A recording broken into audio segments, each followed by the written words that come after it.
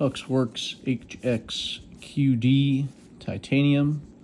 Got a little rattling. I think it's the sleeve coming apart from baffles. You can see the wear from the flash hider, which is even and uniform.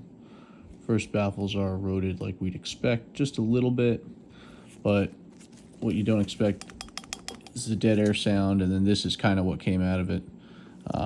Now, I did notice that specifically when I put my finger up against that first baffle, nothing wiggles. It just feels like the whole unit inside wiggles. I think there's just some welds coming apart, disconnecting it from the sleeve. So here's the example. So if I just put it here, the whole kind of unit, I feel rattling in here. And it feels like this part is moving. However, you look at your center bore line,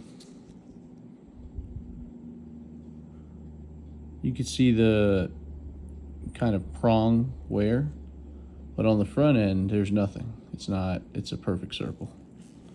It's not like there's a baffle strike or anything crazy.